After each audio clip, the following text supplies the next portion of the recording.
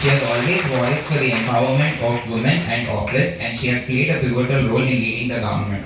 We feel so blessed to Sir Professor, Department of Pediatrics. As we all know, no program can be started without remembering the Priyanka Madam, who despite her very busy schedule has graced this occasion. She is best suited. She is a person who is holding important portfolios in the government and breastfeeding.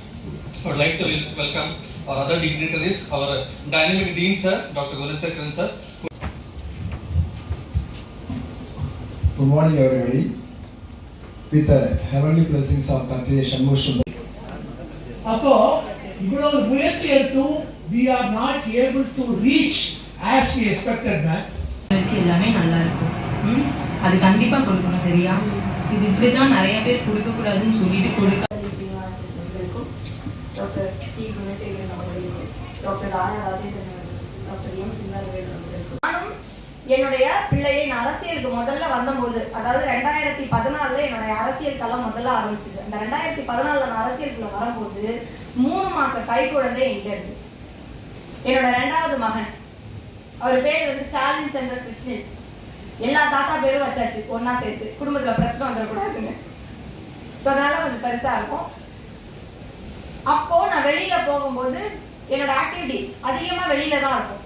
அப்ப என்ன பண்ணுவேன்னா, கார்ல full அந்த class இருக்கு இல்லையா, அதை வந்து நான் பிளாக் கிளாஸ்ன்னு சொல்லுவாங்க, அந்த பேப்பர் ஒட்டிட்டு கவர் பண்ணிட்டு போகும்போது குழந்தைய அந்த கூட ஒரு பொண்ணை கொடுத்து, ஏன்னா 3 மாச கை குழந்தை வீட்டுல விட முடியாது.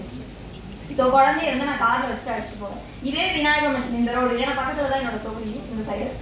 ஸோ இந்த ரோட்லயே நான் நிறைய ஒர்க் வந்திருக்கேன். அப்போ வந்து குழந்தைங்க வந்து கார்ல விட்டுட்டு அவன் ஒரு 2 hours 1 hour, ஏன்னா குழந்தைங்க பிறக்கும்போது அதுங்களுக்கு வந்து ஒரு 6 மாசம் வரைக்கும் எப்போ அழுவும், கொடுத்தா 3 மணி நேரத்துக்கு குழந்தைக்கு பசி தாங்கலாம் தெரியாது, உடனே அழுவோம்.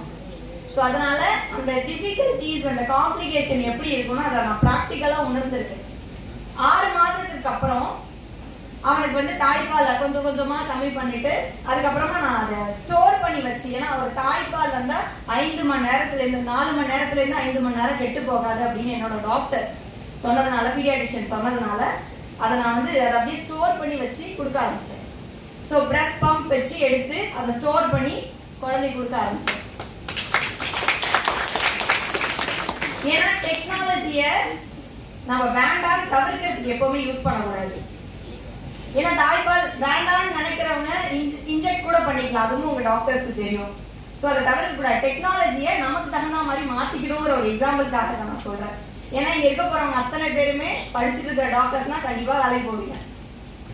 ஸோ அதனால சொல்றேன், எக்காலத்தை கொண்டும் குழந்தைகளை பாரமாக நினைக்காதீர்கள். குழந்தைங்க பாசமா இருக்கணும்னு நினைக்கிறப்போ குழந்தைங்க கிட்ட நம்மளும் கொஞ்சம் பாசமா இருக்கணும். அந்த பாசம் எங்கே இருந்து ஆரம்பிக்குன்னா, புரியாத வயசு, தெரியாத வயசு, அது 1 வயசு 1.5 வயசு குழந்தையாரி உங்களை அம்மா அப்பான்னு கூப்பிடுற வரைக்குமே அது ஒண்ணுமே தெரியாது. அது தெரிஞ்சதெல்லாம் உங்களுடைய அரவணைப்பு மட்டும்தான். அந்த அரவணைப்பு எப்போ வரும்னா, நீங்க பிரஸ்ட் ஃபீட் பண்றப்போ மட்டும்தான் வரும் அப்படிங்கிறத நான் இந்த இடத்துல எமோஷனலா சொல்றேன். இதை நான் சொல்றப்போ உங்களுக்கு புரியாது.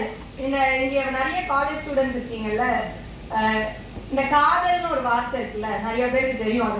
அது லவ் பண்றவங்க கிட்ட போய் கேட்டாதான் தெரியும். நாங்களாம் அந்த காதலிக்கிறீங்கல்ல, அவங்க கிட்ட போய் கேட்டா சொல்லுவாங்க, அப்பா அம்மா சொல்லுவாங்க காதல்லாம் வேணாம்ப்பா அந்த வயசுல அப்படின்னு சொல்றப்போ உங்ககிட்ட வந்து கேட்கிறப்போ நீங்க என்ன யோசிப்பீங்கன்னா, அதுதான் இந்த ஃபீல் அவங்களுக்குலாம் வந்தாதான் தெரியும். ஆக்சுவலா எல்லாருமே அந்த ஃபீல் வந்து வெளில காட்டிக்க மாட்டாங்க. பட் அந்த இடத்துல போய் சொல்லும்போது அது அந்த ஃபீல், அந்த லவ் அது வந்தாதான் தெரியும். அதை என் இடத்துல இருந்து பார்த்தாதான் தெரியும். நம்ம ஃபைட் பண்ணுவோம்ல, அது மாதிரிதான் அந்த தாய்ப்பாலை நீங்க வந்து கொடுக்கும் போது மட்டும்தான் உங்களுக்கு அந்த ஃபீல் தெரியுமே தவிர அதுக்கு முன்னாடி அது தெரியாது, அதுக்கு பின்னாடியும் அது தெரியாது, வேணாம்னு விட்டுட்டாலும் தெரியாது.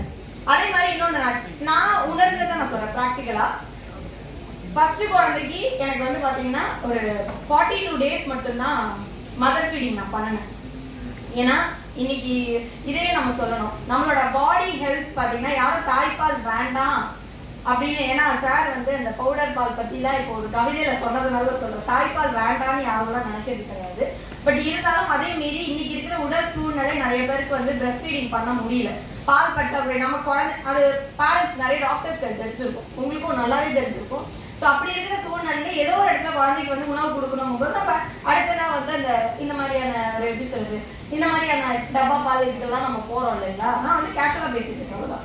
ஸோ அப்படி போகும்போது ஸோ உணவு ரீதியாக தாய்ப்பால் வந்து கிடைக்கணும், அந்த செக்ரேஷன் இருக்கணும் அப்படின்னா என்ன பண்ணணுங்கிறது அந்த அவேர்னஸையும் இந்த தாய்ப்பால் வாரத்தோட சேர்த்து கொடுத்தீங்கன்னா நல்லா இருக்கும் அப்படிங்கிறது நான் கேட்டுக்கிறேன். ஏன்னா இன்னைக்கு இருக்கிற காலகட்டத்தில் நம்ம மோஸ்ட்லி நார்மல் டெலிவரிங்கிறது ரொம்ப ரேராக இருக்குது. ஸோ சி செக்ஷன் தான் அப்படிங்கும்போது அப்போ அவங்களுக்கு தாய்ப்பால் பற்றாக்குறை நிறைய வருது.